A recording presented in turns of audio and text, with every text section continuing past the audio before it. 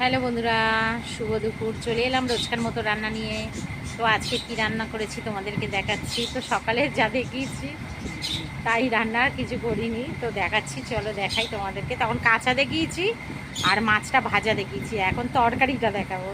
তো চলো বন্ধুরা, দেখো আমার হালটা, দেখো কি অবস্থা।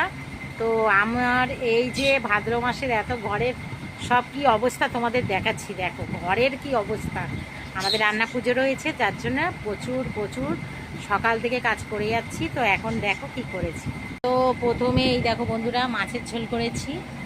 কী দিয়ে করেছি দেখো, তোমরা তো দেখেছো, কাঁচকলা পটল দিয়ে আলু দিয়ে এটা মাছের ঝোল করেছি পাতলা করে, জিরে আদা বাটা দিয়ে। আর এই যে ভাত বাড়া হয়ে গেছে, তিনজনা তিনটে থালা বাড়া হয়ে গেছে। আর এই দেখো সাথে একটা লেবু নেবো, লেবুটা খাবো, লেবু রস দিয়ে মাছের ঝোলটা খেতে ভালোই লাগবে। এই হয়েছে আজকে রান্না। আর অবস্থাটা দেখো আমাদের ঘরের, এই দেখো, দেখেছো। আবার আজকের এইগুলো সব মাজা ঘষা করেছি, এই ফুল টুলগুলো সব কেচেছি। আর অবস্থাগুলো দেখো সব, এগুলো সব এক এক করে এই কোটো কাটাগুলো ধোয়া হচ্ছে আর তোলা হচ্ছে। এই দেখো বস্তার মধ্যে সব, বস্তায় ভরা হচ্ছে। এই হচ্ছে জিনিস। আর বাইরে দেখো কত কেচেছি ফের, ওইগুলো সব তোলা হয়নি, তুলবো তবে। আর এই দেখো পাকা চলছে গাঁ গাঁ করে, আর ওপরে ওই যে ওই একটা চলছে।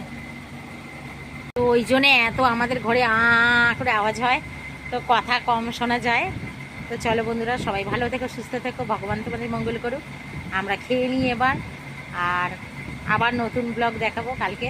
চলো, টাটা।